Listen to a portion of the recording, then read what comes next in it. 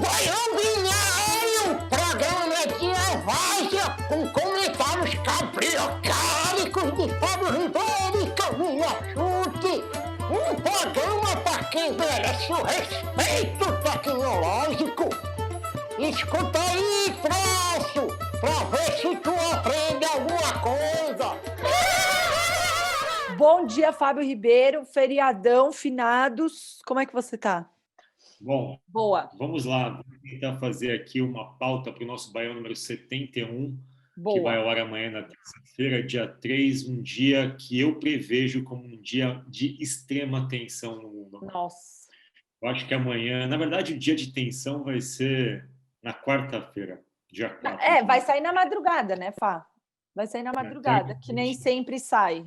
E a gente sempre dorme mal. Tende a ser o pior dia do ano, porque eu acho que o Trump vai aprontar alguma coisa. Isso vai juntar com o lockdown da Europa e eu acho que vai haver vai haver muita turbulência no mercado. Esperemos. Ai, senhora. Vamos lá. Vamos lá. Tenho 5 notícias que eu escolhi hoje aqui.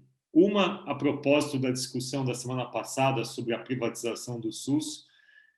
Eu peguei essa reportagem que saiu no Le Monde Brasil, que é de 2018, ela não é nova, que fala sobre a privatização das escolas na Suécia, e acho que é um paralelo pertinente sobre E o quanto isso foi ruim. Bens de necessidade, de primeira necessidade que são privatizados.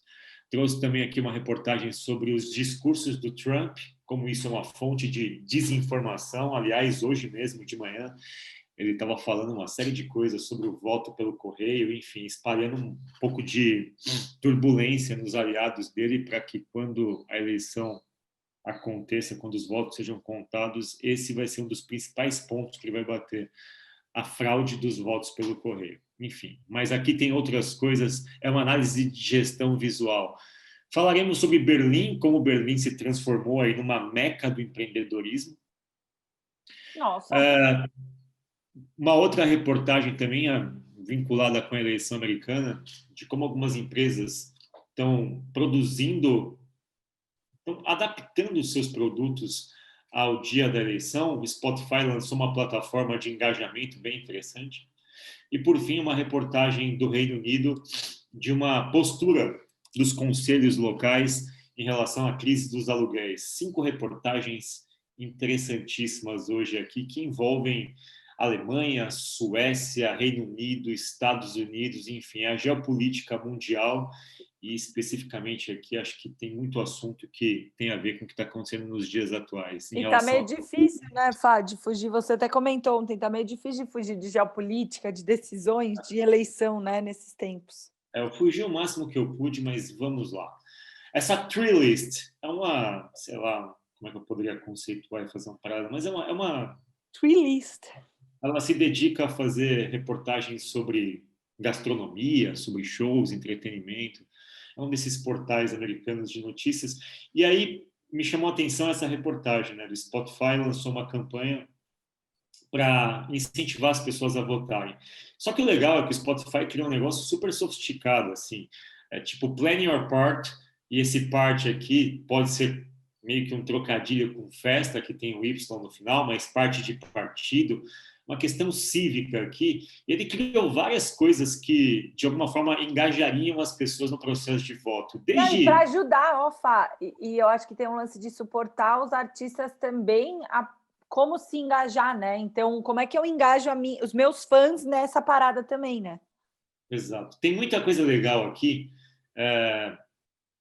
A tônica é mais que, enfim, ser uma coisa divertida para engajar de fato, meio que tirar as pessoas do âmbito das fake news. Então, tem podcasts curados pelo Spotify. Eles criaram também playlists específicas para democratas e republicanos no dia do voto. Vai ter um sistema de alertas onde os candidatos vão incentivar as pessoas a irem votar, tipo com áudios e tal.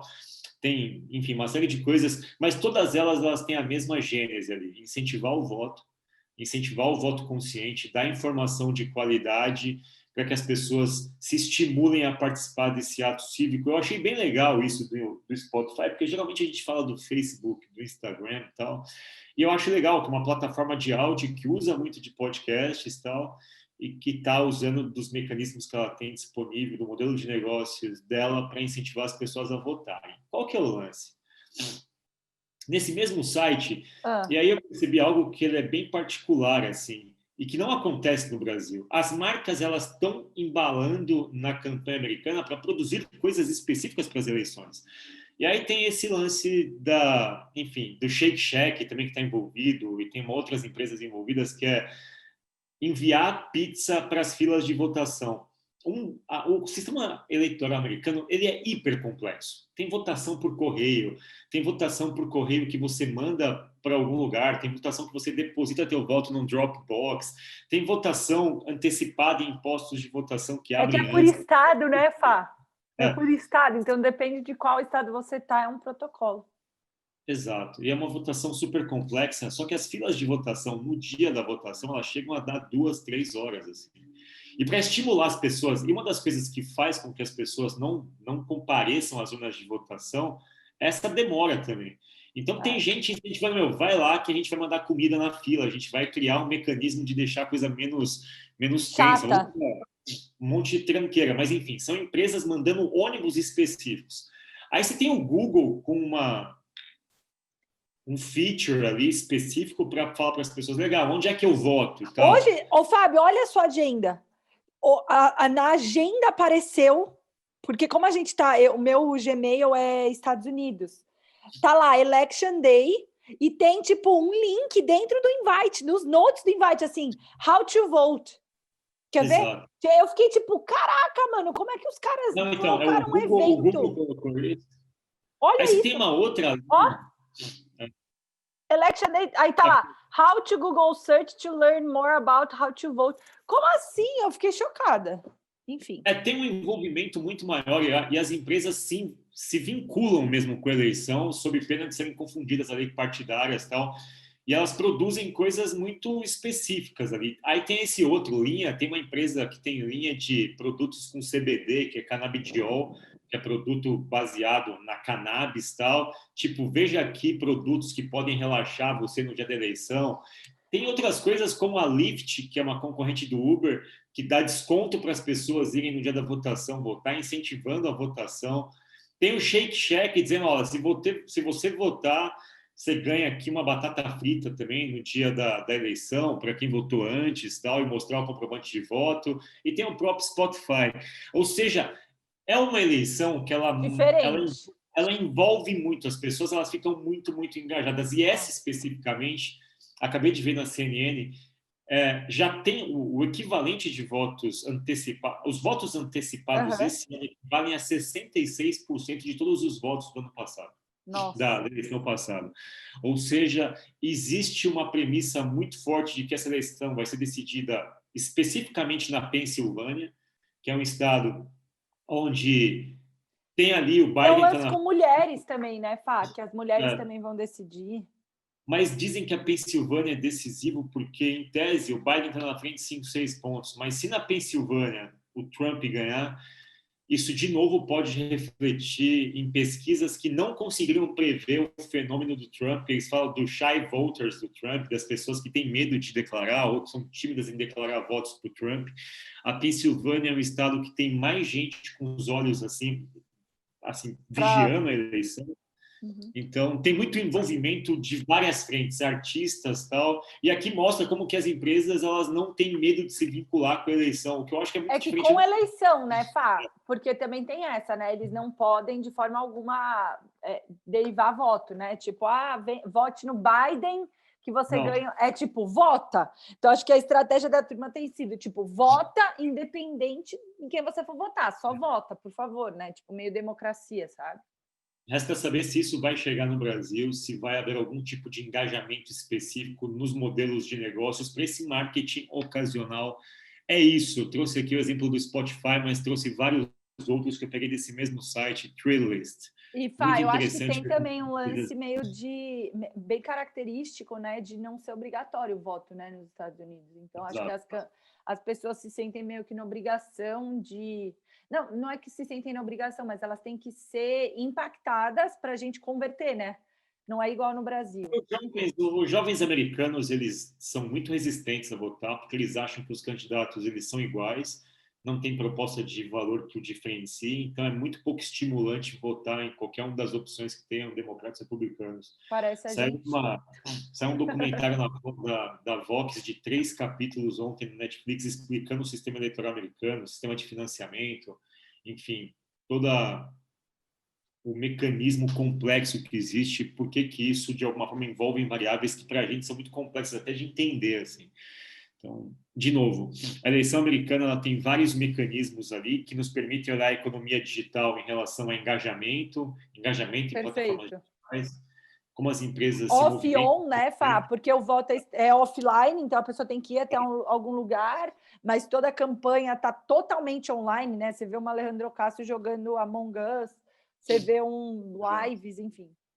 Boa. Exato. Uma eleição que permite a gente olhar negócios de um jeito bastante interessante. Boa. Segunda reportagem, eu trouxe aqui ainda sobre eleição.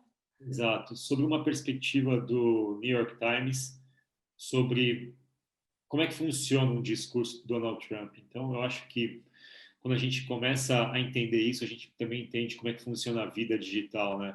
O que o New York Times fez? Foi um negócio que eu acho que, do ponto de vista de trabalho jornalístico e de pesquisa, ele é exemplar.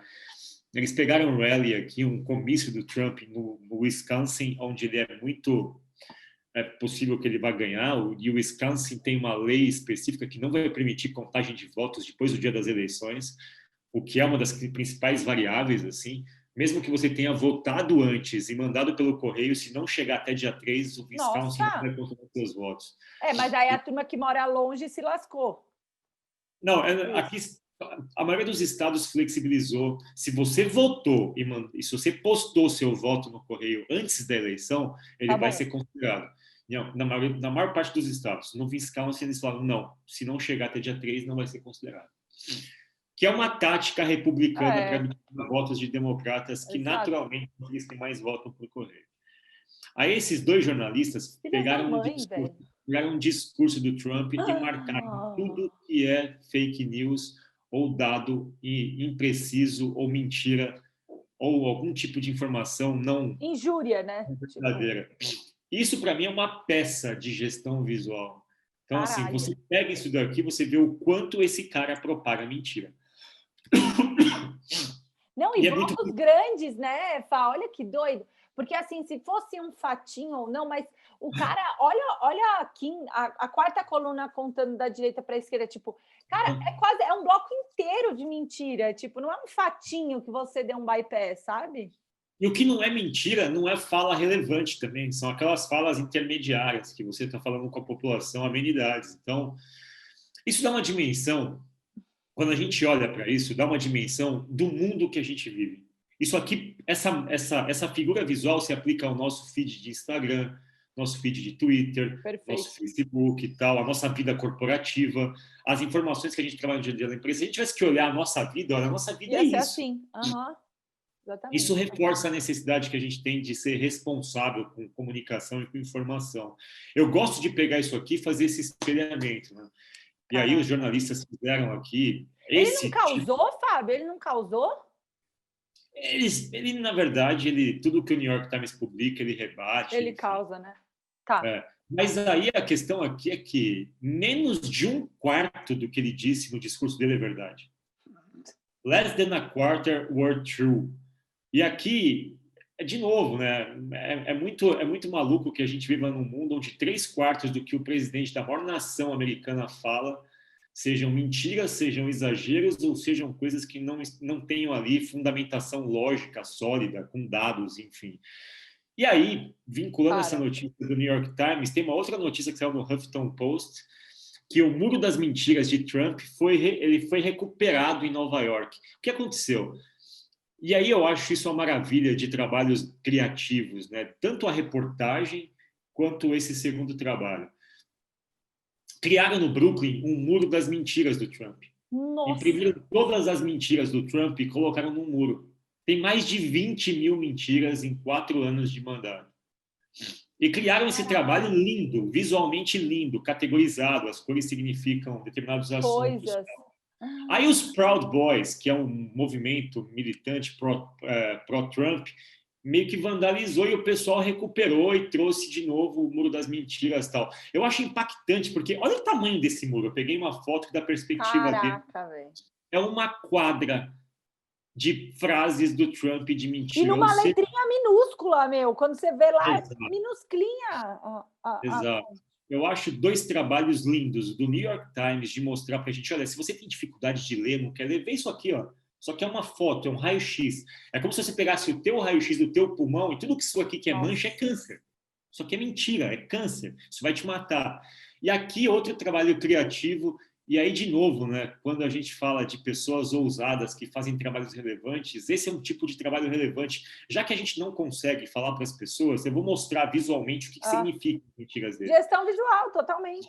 Sensacional, gostei muito desse E aí processo. você não precisa falar, né, Fábio? A gente fala muito isso nas aulas de ágil, né? Quando você consegue criar um artefato visual que suporta a tomada de decisão, você não tem que se esgoelar, você não tem que gerar calor nessa comunicação, porque é óbvio para todo mundo, né?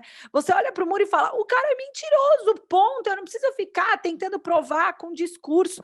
É muito óbvio, né? Quando você olha e sabe o que perguntar. Enfim, isso é o cerne dos gráficos de gestão de capacity em times ágeis. Exato. Muito bom ponto do pessoal que fez o protesto. Enfim, duas situações que nos levam a refletir, tanto a iniciativa do Spotify, dos congêneres, mas essa sobre consciência, né? Vamos seguir. Mais um episódio, uma reportagem que também fala sobre consciência, é de um paralelo que foi feito pelo Le Monde, que pegou várias reportagens sobre privatização de serviços públicos. Eu não sou contra nem a favor de privatização. Eu sou a favor de privatizações boas e sou contra estatizações ruins. Então, se a privatização for boa, ok, eu sou a favor. Não sou daqueles que divide privatização num fla-flu. Isso é ruim, isso é bom. Cada caso é um caso. Isso. Mas, geralmente, quando vai para o lance de educação e de saúde, os conflitos de interesse eles são bem sérios. Na Suécia, há um bom tempo... E mexe com a vida das pessoas também, né, Fá? Uma coisa é você privatizar um estádio.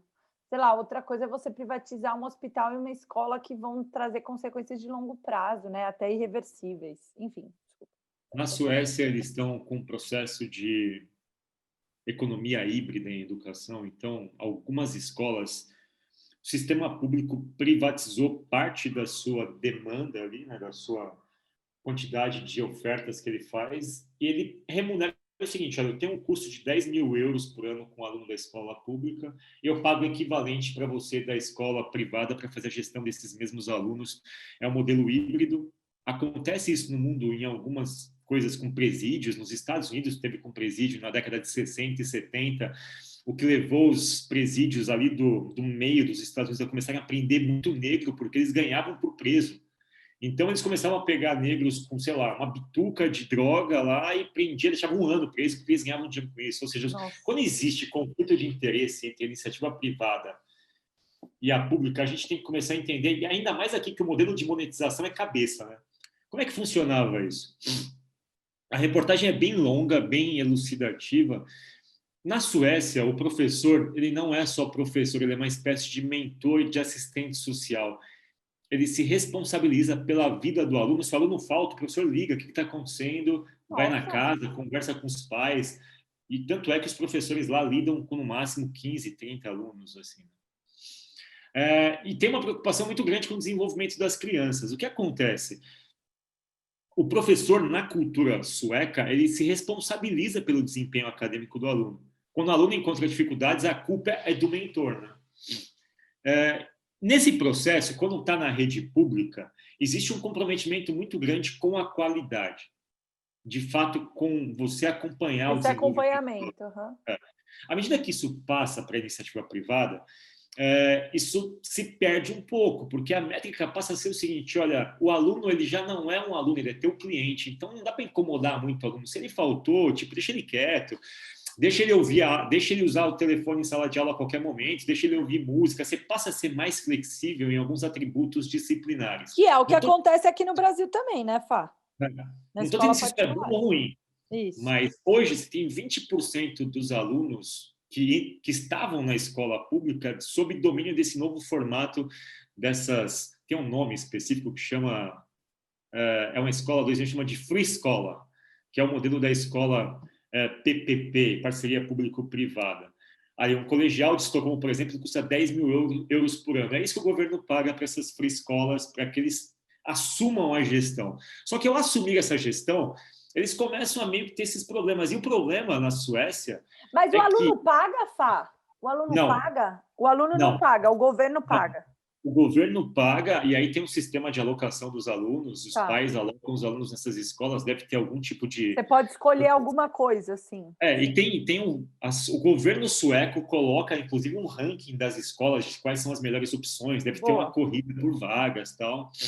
Mas qual que é o lance? Hoje, depois de um certo tempo nesse modelo, e aí nessas escolas onde o aluno passa a ser um cliente, a Suécia começou a observar uma queda nos indicadores dela no PISA. Ou seja, a Suécia começou a ter problema no PISA, os boletins começaram os boletins dessas free schools começaram a ser inflados, os alunos começaram a ser meio que passados de ano, os boletins começaram a melhorar, só que essa melhora no boletim não se refletia numa melhora efetivamente técnica e acadêmica. E aí, nos rankings internacionais, a Suécia na OCDE já não está nos melhores lugares. Ela já começou a cair um pouco em relação a isso, teve um recuo de matemática e de ciências. E aí começa a ter um processo meio esquisito, porque os alunos que estudam em escola pública começam a ter desempenho melhor do que aqueles que estão nas escolas públicas privadas. Assim. E os pais dos alunos de escolas privadas, assim, as pessoas mais ricas, tendem a colocar os alunos nas escolas públicas privadas, sobrando para os alunos de escola, enfim, mais pobres, as escolas públicas. E aí, em tese, essas pessoas estão tendo um efeito diferente, elas estão tendo uma educação melhor nessas escolas que não são privadas. E é engraçado isso, né? De fato, como as escolas privadas atraem menos jovens das classes pobres, seus resultados parecem globalmente melhores, o que é uma distorção do modelo, inclusive, né? E aí começa a ter várias repercussões aqui, mas no limite o artigo fala da perspectiva dos professores de falar, a gente já não é mais professor nesse modelo. A gente tem que aceitar tudo, tem que empurrar aluno, não posso ser academicamente mais rígido tal, e eu tenho que passar de ano e meio que criar uma situação artificial. Isso começa a desestimular novos professores de entrarem no mercado. E na Suécia, um indicador sobre a classe professores é a quantidade de filhos de professores que querem continuar sendo professores. Esse indicador nunca foi tão baixo como agora, o que quer dizer que existe uma perda de estímulo por ser professores. Então, aqui, especificamente, a gente tem um modelo de educação num país hiperdesenvolvido, que preza pelo bem-estar social, onde o interesse das empresas que trabalham com o governo passa a ser um interesse meramente comercial ou muito comercial. Isso acaba meio que atrapalhando o desempenho acadêmico global do país, impacta na formação dos alunos, que passam a ser vistos como clientes e, em tese, passam a também exercer esse poder, porque sabem que a escola tem muito a perder se perder o aluno. Os professores se desestimulam e a gente tem aí um processo de seleção adversa quase que como um todo, que o modelo inteiro se prejudica, entendeu? Cara, e é muito louco. Você viu ali na outra que você passou, Fá, fala sobre a total liberdade dos alunos. Então, você trata eles como homogêneos, porque tem que estar na mesma sala, mas dá uma liberdade para eles serem quem quiserem. Só que isso atrapalha uns aos outros. Então, Exato. Quem precisa de silêncio precisa de protetor de ouvido. Quem quer ouvir música, ouve. Quem quer sair, sai. Né? Como é que você gerencia isso? Exato. E aqui tem outras coisas, né? O governo fez uma emenda que impõe que o aprendizado seja por computador a partir de agora. E olha que diferença na Suécia. Essa escola particular, Drottning Blanca, ela oferece MacBook Air para os alunos. E aí, em contrapartida, os colégios públicos compraram vários iPads para poder estimular o uso de computador em classe. Só que os professores falam, cara, colocar computador não resolve. Eu estou criando redundâncias porque os meus alunos, eles preferem aprender com coisas xerocopiadas e fazendo a lápis, tá? Os alunos não gostam de ler na tela. Então, tem uma série de elementos que estão começando a se empilhar em educação na Suécia. Em resumo, a gente sai de um modelo altamente especializado no aluno, com mentoria, e passa para um modelo onde isso se dilui um pouco. Pode ser que no futuro os alunos tenham capacidade de fazer a autogestão do teu processo, não é o que parece, e a reclamação dos professores é exatamente isso, que isso tem diluído muito do sistema que foi criado e tem perdido muito em qualidade, o que desestimula o professor de ser professor. Se eu não posso ser professor da forma como eu aprendi a ser professor, isso de alguma forma prejudicaria o sistema como um todo. Então é isso, o sistema sueco ele coloca para a gente aqui reflexões. Está dizendo, né? Onde há lucros, aumenta a possibilidade de malversações. Ou seja, quando você tem um interesse, e o interesse da escola, de fato, é ter lucro. A escola é uma escola privada, tem que ter lucro. E para ter lucro... A única diferença é que ela recebe do governo, né, Fá? Exato. E aí, de novo, a profissão de professor, ela não seduz mais como seduzia antecipadamente. De certa forma, também acontece isso nos hospitais, quando você começa a atender com os interesses de você fazer cada vez mais atendimentos, porque o plano de saúde paga por atendimento, aí os atendimentos são mais impessoais, são mais rápidos, são menos humanos. E aí os médicos que são médicos por vocação falam, mas isso não é medicina tradicional, não é medicina que eu aprendi. Isso acontece até no privado, né, Fá? Com convênio médico aqui no Brasil, Exato. no nosso caso. Então, isso joga a luz aqui para um processo de consciência, ou seja, certo ou errado, discute-se caso a caso, mas quando impacta na essência do que a gente tem como modelo educacional e conflito, né, Fá? A gente precisa pensar um pouco melhor. Essa é a reflexão da privatização de parte do sistema sueco, que faz sentido para a gente pensar em relação ao SUS também. E sabe o que eu fiquei pensando aqui? Que potencialmente é também o dilema de colocar o PO como cliente, né? Porque os interesses são tão diferentes, o cliente quer comprar, pagar menos e ter aquilo no menor prazo possível, passando por cima de o que precisar para que isso aconteça, versus o PO que, se for essa mesma pessoa, não vai conseguir zelar pelo time, pelo produto, né? Eu vou simplesmente querer acatar o que o cliente está falando. Então, por isso que a gente também separa essas intenções quando a gente está falando de inovação e desenvolvimento de software. Exato. E aqui essas free escolas, como são conhecidas esses modelos, são mais procurados pelas famílias prósperas. Os imigrantes, eles não gostam disso. Enfim, eles preferem ficar nas escolas públicas. E isso, de certa forma, pode acentuar uma desigualdade, porque, no limite, essas free escolas vão ter mais capacidade de se digitalizar, comprar computador. MacBook, então, você Fá. vê, Porra! Então, se puder dar MacBook para os alunos, pô.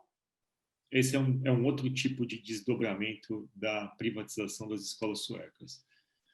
Bom, uma outra reportagem que eu peguei aqui foi do Reino Unido, uma perspectiva bem interessante, assim. E é interessante, né, que a gente está vendo modelos, né, modelo de votação nos Estados Unidos, modelo de propaganda, marketing digital. Modelo de ensino na Suécia. Então, aqui tem um modelo de housing, que eles falam, né? Bom, Reino Unido, casa própria sempre foi um problema no Reino Unido. Isso se acentuou nas guerras. Muito pequenininho, né? Depois da Segunda Guerra, eles perderam mais de 500 mil moradias, mais de 500 mil de moradias no Reino Unido por conta de bombardeio dos alemães e tal. Nossa. E aí sempre foi uma preocupação você prover moradia para as pessoas, né? Tanto que tem lá a Margaret Thatcher na época criou um direito a você ter sua casa. Então as pessoas, em tese, o governo cria moradias populares. À medida que você mora naquele tempo, naquela casa com um determinado tempo, você tem condições mais apropriadas para adquirir teu imóvel. O que acontece? A pandemia expôs um problema muito grande lá. Antes, as pessoas elas aspiravam comprar. Hoje, elas sequer conseguem pagar o aluguel. O aluguel, total. Então, qual que é o lance, né? Tem alguns conselhos locais, prefeituras, assim, associações do governo, que começaram a ver um lance do tipo, olha, tem muito imóvel privado e imóvel. No Reino Unido é o seguinte, 1/3 das pessoas, 30% das pessoas tem casa própria, 30%.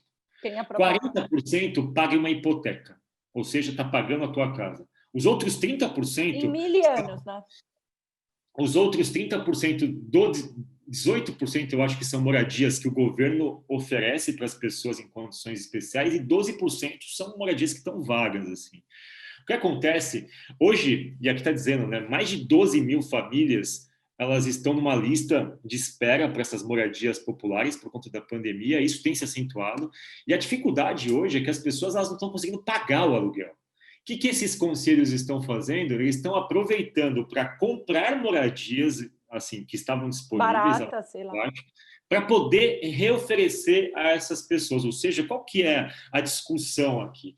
A discussão é que tem algumas áreas, tem algumas políticas públicas britânicas que elas dão incentivos para você construir em áreas nobres de Londres. Eles fizeram uma conta que esses incentivos, se eles fossem comutados se você transferisse esse dinheiro para comprar moradias para esse fim, você poderia comprar até 42 mil casas e oferecer para essas pessoas. Ou seja, a alocação do dinheiro poderia ser muito mais eficiente. Ao invés de eu fazer subsídio para quem tem condições de comprar, por que eu não pego essa grana, compro moradias populares ou moradias que estavam no mercado, sejam escritórios, reformo isso e ofereço a um preço que as pessoas possam pagar o aluguel para que elas não tenham problema de ficarem na rua, ficarem sem onde morar. Mas é um contexto diferente de você tratar habitação, né? Eu não tinha essa perspectiva, eu fui estudar e lá funciona de um jeito muito diferente. Teve a guerra, teve essa situação, enfim, de como os britânicos entendem moradia por conta da sua Constituição, de como o governo criou esse sistema de moradias populares e subsidiou para as pessoas comprarem, mas não é também umas mil maravilhas, elas moram em lugares afastados, as casas são pequenas, são regiões mais periféricas. Tipo o nosso CDHU. Só que agora, especificamente, o governo está vendo uma situação, olha, talvez valha a pena a gente recomprar casas ou comprar casas que estão vazias e oferecê-las a preço mais baixo para que as pessoas possam pelo menos aspirar a pagar um aluguel e ter um teto, porque hoje, pela situação da pandemia, muitas das pessoas, não é que elas estejam pensando em comprar, elas sequer conseguem pagar os seus aluguéis. Uma das estratégias do governo para mitigar isso é comprar essas casas disponíveis e oferecê-las novamente para a população. Achei aqui um tipo de modelo público também bastante interessante para a gente discutir. São modelos públicos diferentes, você vê, modelo de votação, modelo de educação, modelo de habitação, mas são coisas que nos colocam aqui perspectivas diferentes, olhares distintos aqui sobre como as coisas funcionam no mundo e quais são os prós e contras de cada modelo. E o poder da crise, né, Fá? Ali na última frase, quando você fala assim, quem está vendendo para o governo também não está sendo explorado, está a fim de sair daquele cenário. Então, como é que eu acho estratégias win-win para os dois lados, né, que ambos os lados ganhem, e eu consiga sustentar essa economia, essa política. Então, eu gosto também dessas estratégias win-win, que às vezes são impossíveis para o governo, né? Sempre alguém vai ter que perder. Não. Exato. E só um dado, na década de 70, 1/3 das moradias dos habitantes do Reino Unido ali da Inglaterra moravam em moradias populares. 1/3 na década de 70. Isso para você ter uma ideia de como a guerra, de fato, danificou a estrutura de habitação do país. Hoje isso está em torno de 1/6, tal, mas moradia popular na Inglaterra é algo que sempre foi muito colocado em perspectiva em todo o processo eleitoral. Você vai ver essa discussão muito, muito fortemente. E aqui, de novo, é o que você falou, tem gente que está com imóvel vazio, não vai receber aluguel, o governo compra, todo mundo ganha. E, obviamente, você mitiga um problema que tende a ficar acentuado. O Reino Unido entrou na segunda onda de lockdown, a crise vai pegar bastante lá. Vai. Por fim, falando de modelos de cidade, modelos de política pública, que pode ser até o mote desse episódio, modelos de política pública, a gente tem o modelo de Berlim. Como que Berlim se converteu num epicentro aqui para as venture capitals. Engraçado que essa é uma reportagem da The Economist e ela mostra o David Bowie, né? E a gente fala, porra, como que o David Bowie virou símbolo disso? E o David Bowie virou símbolo disso pelo seguinte, na década de 70, Berlim estava decadente pra cacete, o David Bowie fugiu para lá com o Iggy Pop, porque ele queria sossego daquela vida que ele tinha em Nova York, cheia de drogas, tal, uma vida meio desregrada, foi para Berlim e se situou ali, morou como um comum, morou em cima de uma loja de automóveis e criou os álbuns mais interessantes da carreira dele. Esse aspecto prosaico assim, fez com que Berlim ficasse com essa reputação de um lugar meio que místico e mágico, onde as pessoas fossem podem inventar coisas. Criatividade e tal. E Berlim, na crise de 2008, ela meio que aproveitou esse momento. Berlim não tinha uma característica, por exemplo, Paris é voltada à comida, Londres é voltada à música, Paris tem a questão da moda, tal, enfim. Berlim não tinha uma cena forte. Então, Berlim começou a meio que atrair esses venture capitals, e eles são a cena forte hoje. Para Berlim, os astros são as pessoas que trabalham com startups, assim. E aí o governo meio que apoiou e começou a criar condições políticas. Se você tivesse ali no final da década de 2010, ali na 2007, 2008, 2009 e tal, em Berlim, era muito possível que o governo te oferecesse espaços gratuitos para você instalar suas startups. Então, o governo se apoiou nisso. No começo, as startups que existiam em Berlim eram meio que copycats, assim, de produtos americanos. Eram empresas que copiavam modelos especificamente que já existiam nos Estados Unidos. Hoje não, hoje elas são empresas já que têm sua própria personalidade e tal. Além disso, Berlim, ela estimula, ela tem braços abertos para imigrantes, né? Ela recebe bem os imigrantes, então você tem uma combustão muito interessante ali de diversidade de opiniões, é um país mais aberto, o governo apoiando, ou seja, você tem os imigrantes com os locais, com a Europa toda ali, você tem muita gente que saiu do leste europeu que foi para lá, pessoas extremamente capazes em tecnologia e tal. O governo apoia, então você tem uma cena poderosíssima criada hoje lá na cidade de Berlim. E, de novo, hoje, como eles não tinham algo para abraçar, abraçaram isso, são uma cidade vibrante no sentido de serem aqueles que mais atraem os olhares das startups para se sediarem lá em condições muito mais aprazíveis, e o governo está criando um ecossistema, está incentivando. Esperto eles, né? O governo está incentivando, está ouvindo as startups, está criando condições de benefícios fiscais, enfim. E hoje a tendência é que Berlim se converta nesse polo efervescente de startups. E aí já tem coisas novas surgindo especificamente lá, como essa HelloFresh, que entrega kits de refeição, mas essa Delivery Heroes, que é uma versão, não é a mesma coisa que um Rappi ou um DoorDash que é nos Estados Unidos, mas tem lá as peculiaridades europeias que estão também vinculadas à sustentabilidade e tal. Mas, de novo, aqui... Souberam aproveitar, né, Fá? Porque por muito tempo a França acabou se posicionando assim na Europa, né, sendo o epicentro Paris, sendo o tech hub dos Estados Unidos. A Inglaterra foi por um tempo, acho que o Brexit acabou tirando essa possibilidade. Aí a França acabou tendo os problemas lá com o Macron, não sei o quê, muita gente, né, cortada no meio, né, acabou separando a França. Se a gente parar para pensar que a Alemanha soube ler essa tendência e ocupou esse espaço enquanto epicentro, esperto eles, né, política pública pura. Exato, e aí o lance da cidade de Berlim e da Alemanha especificamente é que geralmente as grandes cidades elas concedem benefícios fiscais para as grandes empresas, para as empresas maiores e tal. O que Berlim está fazendo é o contrário, está criando condições para que as startups se instalem lá, imigrantes, que tenham uma segurança nos seus estágios iniciais, com espaço de aluguéis, tal, alguns tipos de benefícios fiscais, atrai imigrante, o que te favorece você ter uma diversidade de mão de obra muito qualificada. E aí você tem um reflexo que aqui, isso reflete numa mudança cultural. Tem pessoas que trabalhavam para a BMW, para a Mercedes, que agora estão abrindo startups. Ou seja, tem um movimento contrário das pessoas saindo das grandes empresas industriais alemães, que são fortes, BMW, Mercedes, por exemplo. E, legal, já que eu tenho essa segurança para trabalhar numa startup, eu vou trabalhar numa startup. Não é uma aventura tão difícil quanto é no Brasil você fazer esse movimento. Você tem incentivos que permitam você começar seu negócio com o governo te apoiando. Muito legal. Então, eu achei muito, muito legal isso daqui. Acho que é uma reportagem que abre bastante a nossa perspectiva sobre como modelos de política pública podem ter resultados bons ou ruins. Depende de como a gente os enxerga, depende dos incentivos. Aqui os incentivos são interessantes, eles são convergentes com os incentivos das startups.